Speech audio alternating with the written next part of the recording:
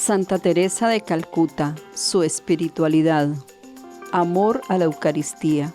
Jesús era el centro y el amor de su vida. Ella declaró: desde mi infancia el corazón de Jesús ha sido mi primer amor.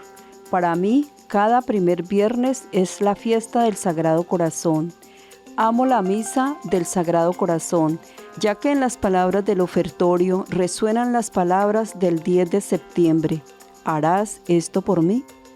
Desde los 5 años y medio, cuando recibí a Jesús por primera vez en la primera comunión, el amor a las almas ha estado en mí. Creció con los años hasta que llegué a la India con la esperanza de salvar muchas almas. Cuando estoy fuera en el trabajo o estoy ocupada en encontrar a la gente, hay una presencia de alguien viviendo muy cerca de mí. No sé lo que es, pero muy a menudo, incluso a diario, ese amor en mí hacia Dios se hace más real. Me encuentro a mí misma haciéndole inconscientemente a Jesús las más extrañas declaraciones de amor. Quiero dejar que haga conmigo lo que Él quiera, como quiera. Si mi oscuridad es luz para alguna alma, incluso si no es nada para nadie, soy perfectamente feliz de ser una flor del campo para Dios. Una hermana declaró: la madre recibía la Sagrada Comunión diariamente con una devoción tremenda. Cuando algunos días se celebraba una segunda misa en la casa madre, trataba siempre de asistir, aunque estuviese muy ocupada. En semejantes ocasiones la oí decir: qué hermoso haber recibido 2 veces a Jesús hoy. La profundísima reverencia de la Madre hacia el Santísimo Sacramento era un signo de su profunda fe en la presencia real de Jesús bajo las apariencias de pan y vino. Su actitud de adoración, gestos tales como las genuflexiones, incluso con ambas rodillas en la presencia del Santísimo Sacramento expuesto, y esto hasta bien entrada en años, su manera de arrodillarse y juntar las manos, su preferencia por recibir la Sagrada Comunión en la lengua, todo ello testimoniaba su fe en la Eucaristía. En las constituciones de la congregación estableció una hora diaria de adoración a Jesús Eucaristía. Ahí se dice: nuestra hora diaria de adoración al Santísimo Sacramento expuesto nos da la oportunidad de estar a sus pies en comunión con el Señor al que pertenecemos. En una carta al padre Van der Piet le escribía: todos los días hago mi hora santa de adoración eucarística con Jesús inmediatamente después de la misa, de modo que puedo tener 2 horas con Jesús antes de que la gente y las hermanas empiecen a ocuparme. Dejo que Él me ocupe primero. Repetía esta oración: Jesús, yo creo en tu amor fiel hacia mí. Yo te amo en unión con todas las misas ofrecidas en todo el mundo. Yo te ofrezco mi corazón. Hazlo manso y humilde como el tuyo. Para ella, la misa era la oración del día por excelencia. Su amor a Jesús era tan grande que toda su vida estaba entretejida en su amor a Jesús Eucaristía. Cada vez que se abría una nueva casa y se instalaba un nuevo sagrario, se sentía inmensamente feliz. El año 1975 celebró las bodas de plata fundando 25 nuevas comunidades y dándole a Jesús 25 nuevos sagrarios. Beirut fue la número 25. Amor a la Virgen María. Desde niña su madre le enseñó a rezar el rosario y lo rezaba en casa o en la iglesia parroquial. También desde niña iba con su madre al santuario mariano de Létnica, donde por medio de María descubrió su vocación misionera. Las casas de la congregación las consagraba al Inmaculado Corazón de María y estableció en las constituciones: nuestra congregación está dedicada al Inmaculado Corazón de María, causa de nuestra alegría y reina del mundo, porque nació a su pedido y a través de su continua intercesión creció y continúa creciendo. Una de sus frases favoritas era: todo por Jesús, todo a Jesús por medio de María. Su amor a María lo manifestó en una explicación a sus hermanas. Les decía: se nos enseña a amar y a rezar el rosario con gran devoción. Nuestra regla nos pide que nunca vayamos a los barrios más miserables sin haber recitado primero las alabanzas a la Virgen. Por eso tenemos que decir el rosario en las calles y en los agujeros oscuros de los barrios pobres. Aférrense al rosario como la enredadera se aferra al árbol, porque sin Nuestra Señora no podemos mantenernos. Iremos de dos en dos, rezaremos el rosario en las calles, ayudándonos de esta forma a mantener el fervor y el celo apostólico y también para protegernos mutuamente. Otra manifestación importante de su amor a María fue su amor a sus imágenes y especialmente a la medalla milagrosa que repartía por miles. Luz Hergy manifestó que ella le dijo: «Estaba en Londres, teníamos necesidad de una casa. Las hermanas me recomendaron que sería oportuno comprar una determinada casa por muchas razones, pero allí vivía un hombre duro que no la quería vender en absoluto. Dije a las hermanas: tened fe, mañana iré a verle y besaré la medalla milagrosa de la Virgen y entonces todo será más fácil». Por la mañana lo hizo así. Al mediodía aquel señor vino a verme y me dijo: «Quiero vender mi casa y quiero además que sean ustedes las que la compren». El precio era exacto al nuestro. Esta es obra de la Virgen. Durante su estancia en Rusia, decidió recibir un niño con grave discapacidad. Se llamaba Andrés y según el informe médico, no tenía posibilidades de sobrevivir. No podía caminar y se arrastraba por el suelo. Al principio Andrés parecía un niño malo. Las hermanas tuvieron conocimiento de haber sido maltratado y abandonado por su madre natural. Fue operado y la Madre Teresa le dio una medalla milagrosa para que la llevara al cuello, diciéndole que desde ese momento la Virgen María sería su madre. El niño no cesaba de besar la medalla.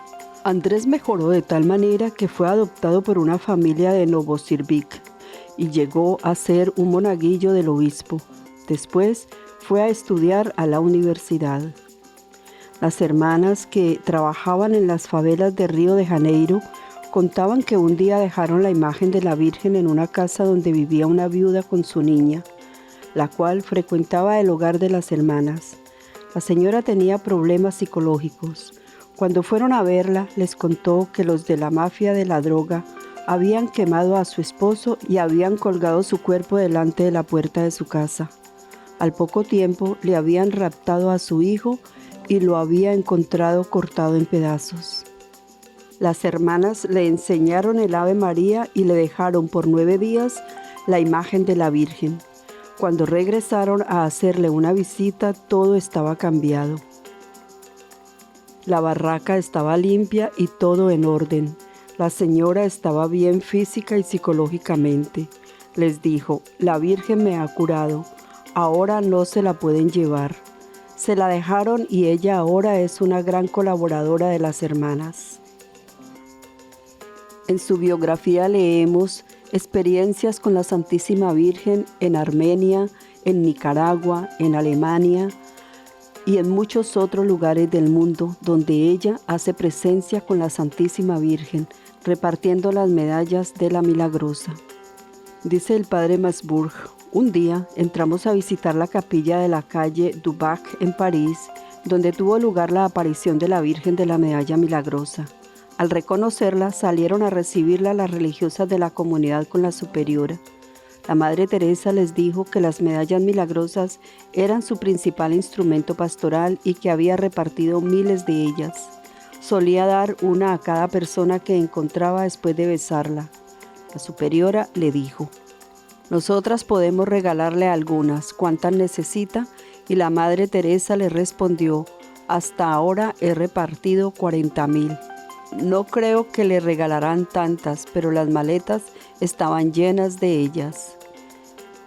Confianza en la providencia de Dios. Una de las características principales de la Madre Teresa que todos reconocían era su inmensa fe en Dios.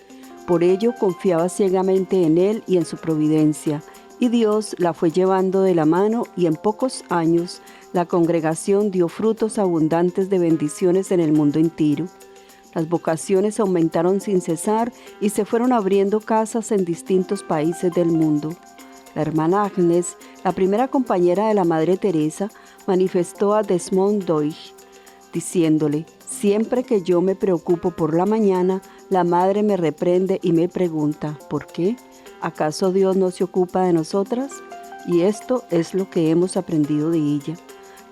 La Madre dice que todo lo que tengamos o deseemos conservar, deberíamos darlo mientras podamos, pero siempre andamos preocupados por lo que sucederá cuando no tengamos nada.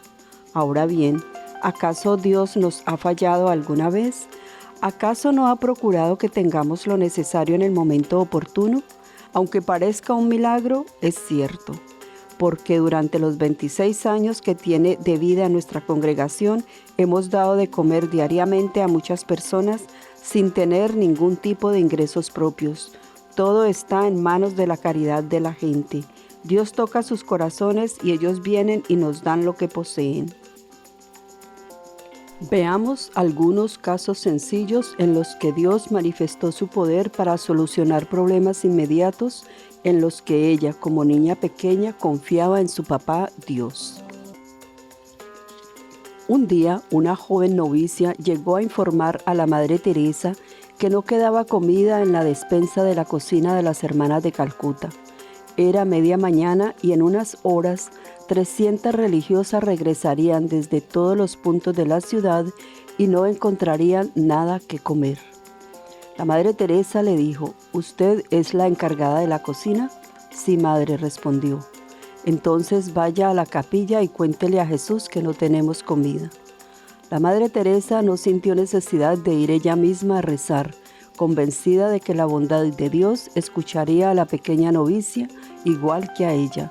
Transcurrido cierto tiempo, sonó la campana de la puerta principal.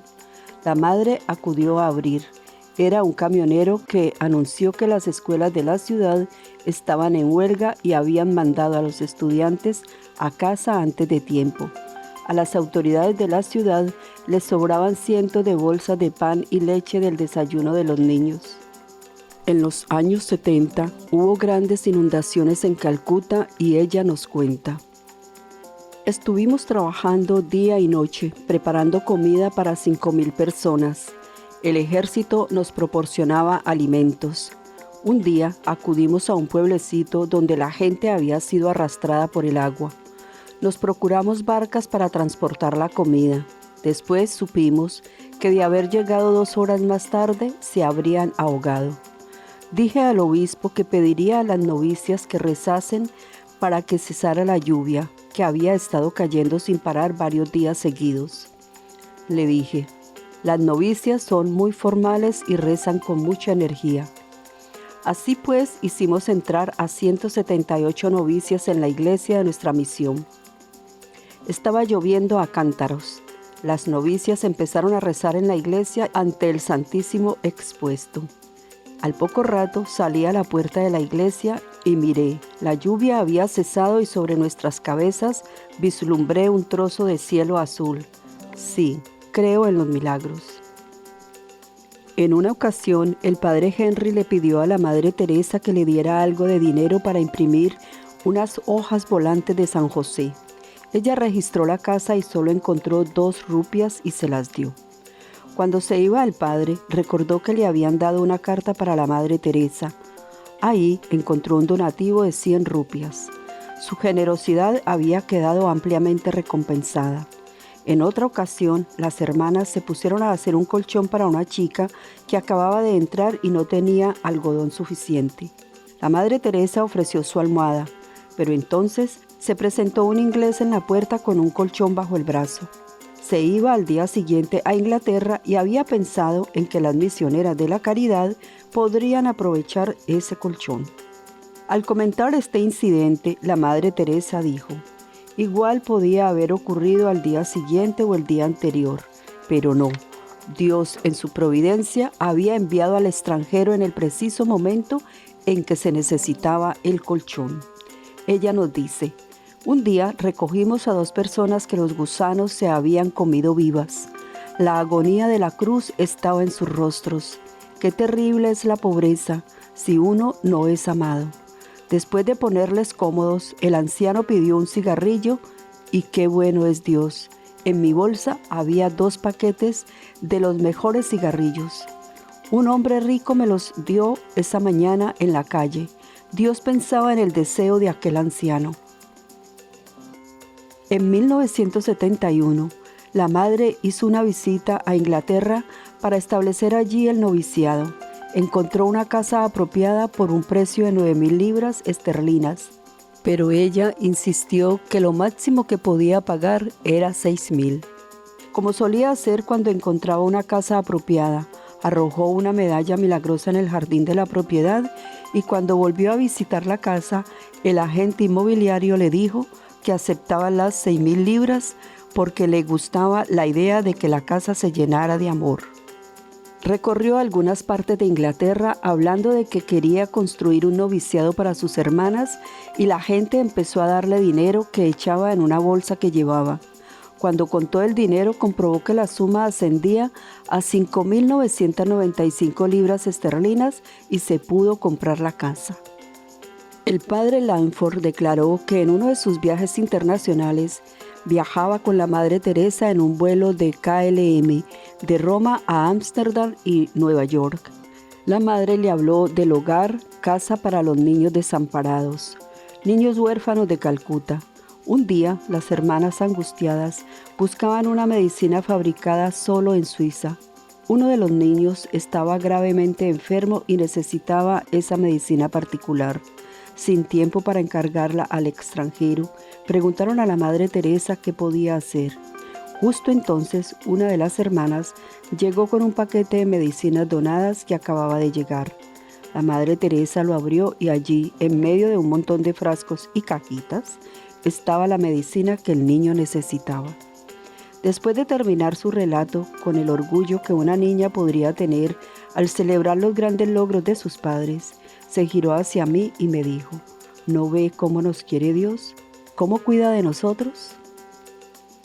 La Madre Teresa, en algunas cartas al arzobispo de Calcuta, hablaba de su oscuridad interior, ya que vivía en esa noche del espíritu de la que habla San Juan de la Cruz, y por la que hay que pasar antes de llegar al matrimonio espiritual o al grado más alto de unión con Dios.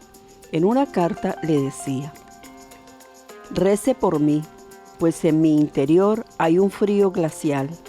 Solo la fe ciega me sostiene, ya que en realidad para mí todo está en tinieblas. Mientras nuestro Señor reciba todo el deleite, la verdad es que yo no cuento. Cuanto más lo quiero, menos me quiere. Quiero amarlo como nunca haya sido amado, y sin embargo, hay esa separación, ese terrible vacío, ese sentimiento de ausencia de Dios. Hace más de 4 años no encuentro ninguna ayuda en la dirección del padre Van Etzen, aunque le obedezco ciegamente. A menudo he ido al confesionario con la esperanza de hablar y sin embargo no sale nada. El año pasado hablé con el padre acerca de esta situación y me dijo que se lo expusiera a usted. No me quejo, solo quiero ir hasta el fin con Cristo». En carta del padre Niur escribía: «Desde el año 1949 a 1950 tengo esta terrible sensación de pérdida, esta oscuridad indecible, esta soledad, este continuo anhelo de Dios que me causa ese dolor en lo profundo de mi corazón. La oscuridad es tal que realmente no veo ni con la mente ni con el corazón. El lugar de Dios en mi alma está vacío, no hay Dios en mí. No obstante, el dolor del anhelo es tan grande que solo añoro una y otra vez a Dios. A veces solo escucho a mi corazón gritar: Dios mío». En octubre de 1958 se abrieron un poco las tinieblas de su alma y el sol divino resplandeció en su corazón. Ella escribe: «Excelencia, le alegrará saber que el día que usted ofreció la Santa Misa en la Catedral por el alma de nuestro Santo Padre Pío XII, quien murió el 9 de octubre de 1958, le pedí a él una prueba de que Dios está contento con la congregación. Allí, en ese momento, desaparecieron las largas tinieblas, ese dolor de pérdida, de soledad, ese extraño sufrimiento de 10 años. Y hoy mi alma está llena de amor, con una alegría indecible, con una unión de amor inquebrantable o intacto. Por favor, dé las gracias a Dios conmigo y por mí.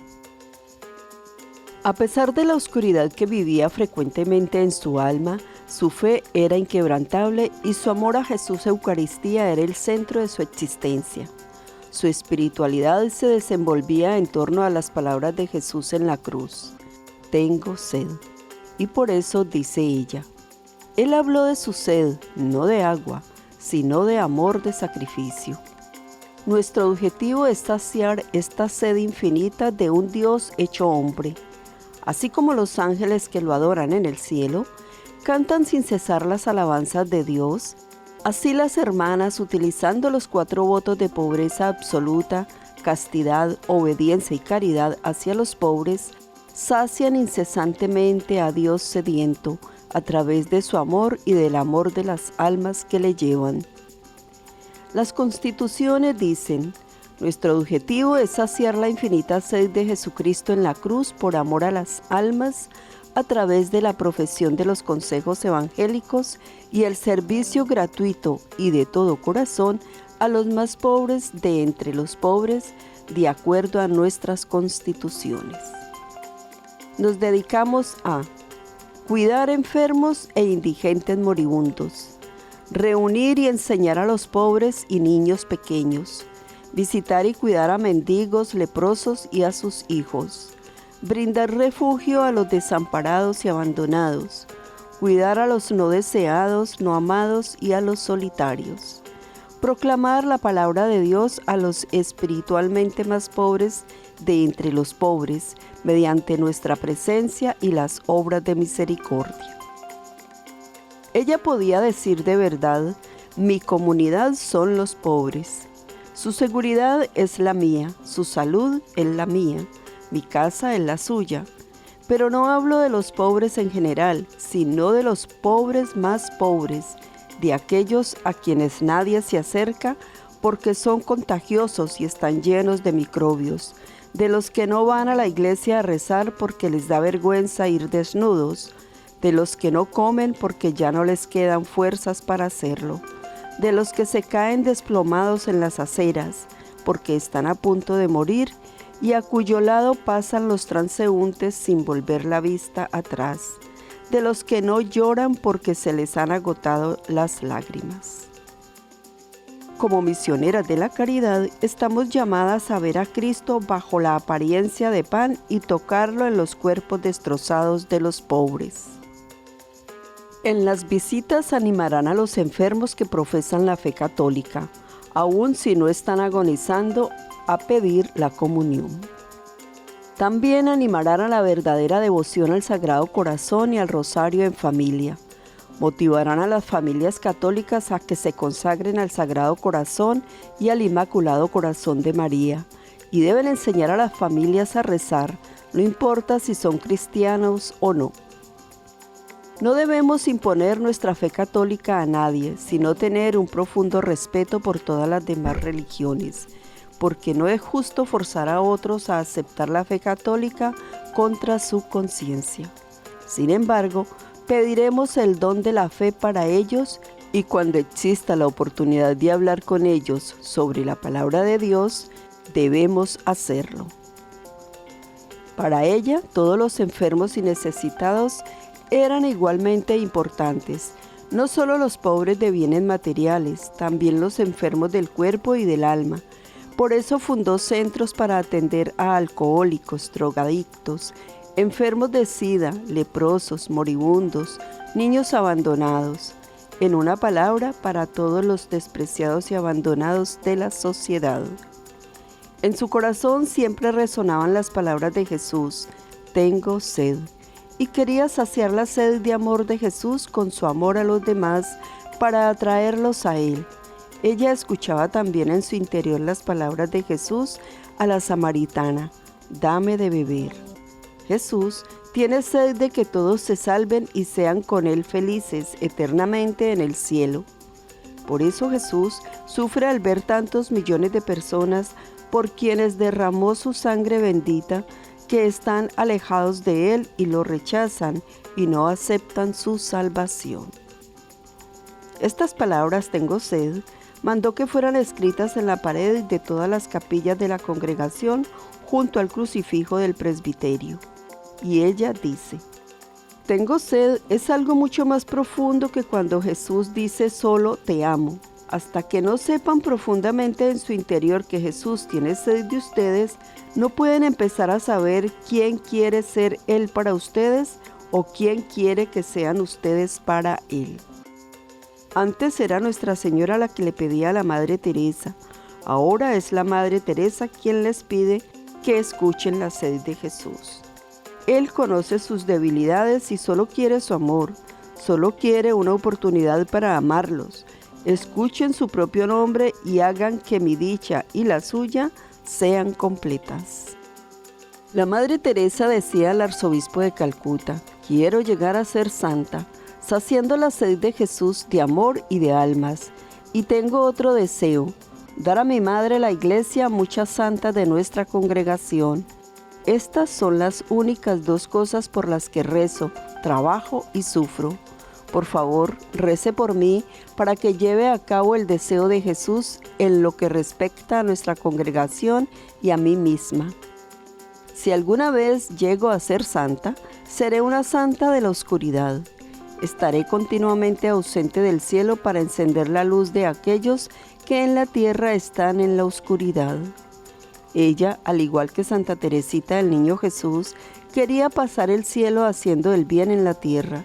Quería derramar sobre el mundo una lluvia de bendiciones y encender con su luz a las almas apagadas o frías de amor de Dios y especialmente a las familias. Repetía hasta el cansancio: la familia que reza unida permanece unida. A sus colaboradores les decía: hay que dar hasta que duela, no de lo que sobra. A las hermanas les insistía que le dijeran a Jesús cada mañana: toma, Señor, lo que quieras y dame lo que desees. Y esto debían decirlo con una gran sonrisa. También les decía: no busquen hacer cosas grandes, hagan solamente cosas pequeñas, pero con mucho amor. Cuanto más pequeña sea la cosa, mayor debe ser nuestro amor. Le gustaba repetir frecuentemente la oración de San Francisco: hazme un instrumento de tu paz. Y en reuniones internacionales les pedía que la rezaran con ella. Cuando trataba con Jesús en la oración le solía llamar Jesús mío o esposo mío, y Jesús le decía: esposa mía, mi pequeña. Hablando un día sobre lo que significaba Jesús para ella, dijo: para mí Jesús es mi Dios, Jesús es mi esposo, Jesús es mi vida, Jesús es mi único amor, Jesús es mi todo en todo, Jesús es todo para mí. Yo lo amo con todo mi corazón y con todo mi ser. Le he dado incluso mis pecados y Él se ha desposado conmigo con ternura y amor. Ahora y por toda mi vida soy la esposa de mi esposo crucificado. Hasta aquí la espiritualidad de la Madre Teresa de Calcuta, escrita por el Padre Ángel Peña.